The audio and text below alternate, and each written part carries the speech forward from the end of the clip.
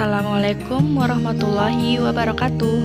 Hai teman-teman, bagaimana kabar kalian? Semoga tetap sehat selalu ya. Kali ini saya berada di kota Tegal. Ya, siapa sih yang gak kenal Tegal? Ya kae sing bocah sengger ngomong ngapak. Hehe. Nah, apa sih yang akan saya kulik di sini? Yuk ikuti terus ya. Kini saya sedang berada di kota Tegal, tepatnya di Balai Kota Tegal. Balai Kota Tegal merupakan pusat pemerintahan kota Tegal. Seperti yang diketahui, Balai Kota Tegal memiliki pendopo yang bernama Pendopo Ki Gede Sebayu. Dari pemberian nama tersebut dipakai dari seorang yang sangat berpengaruh dalam berdirinya kota Tegal, yaitu Ki Gede Sebayu.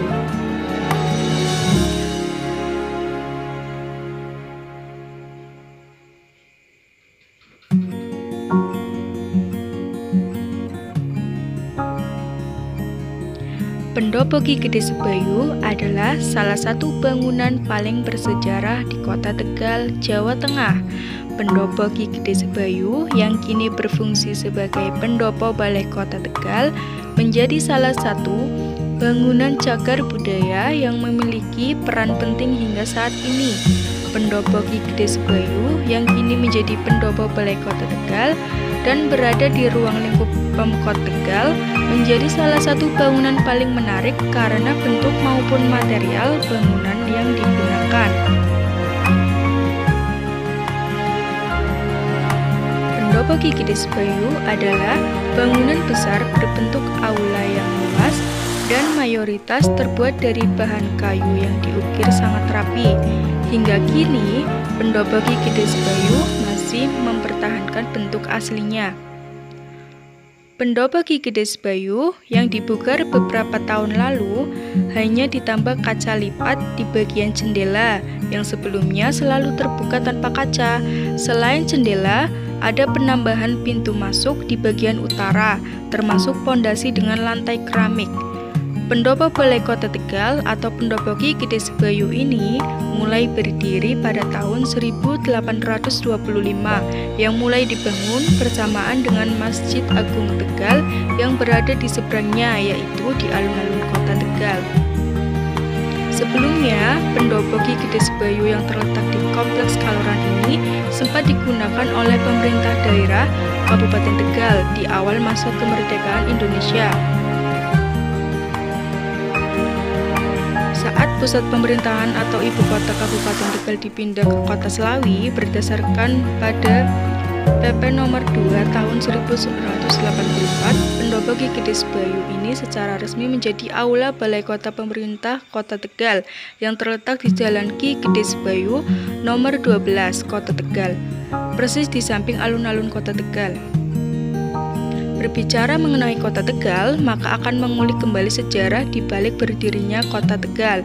Ya, berdirinya kota Tegal tentu memiliki tokoh sejarah di dalamnya. Tokoh bersejarah tersebut adalah Ki Gede Sebayu.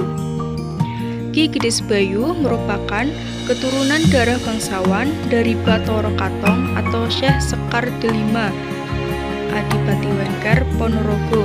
Ayahnya bernama Pangeran Onje atau Adipati Purbalingga.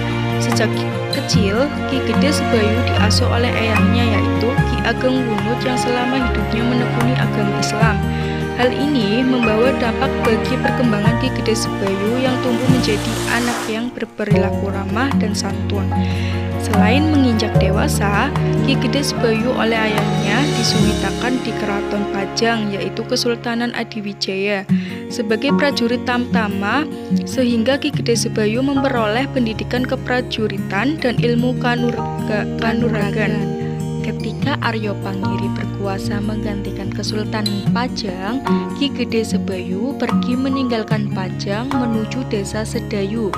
Ki Gede Sebayu mempunyai dua orang anak, yaitu Raden Ayu Rara Giyanti Subhaleksana yang menikah dengan Ki Jeduk atau Pangeran Purbaya, dan anak kedua dari Ki Gede Sebayu yaitu Raden Mas Hanggawana.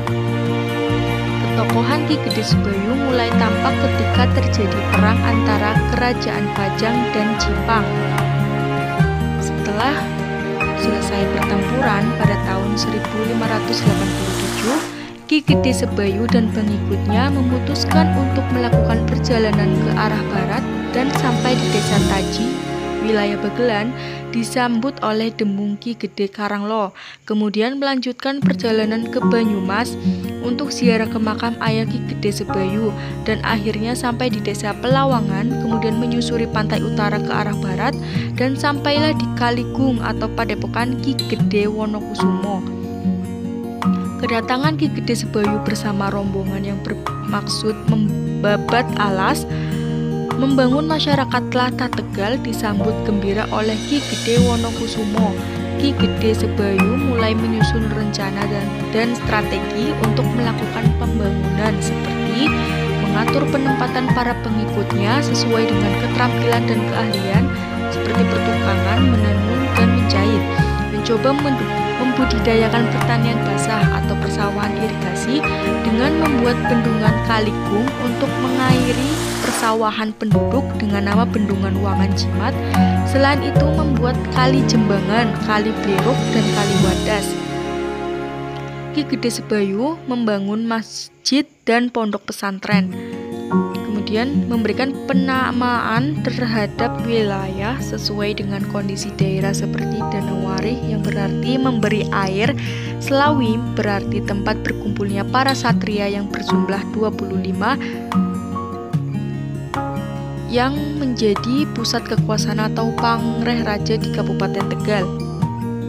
Atas keberhasilannya dalam membangun Tegal, maka pada tahun 1601 Masehi, Ki Gede Sebayu diangkat menjadi juru demung atau penguasa lokal di Tlata Tegal atau setingkat dengan bupati.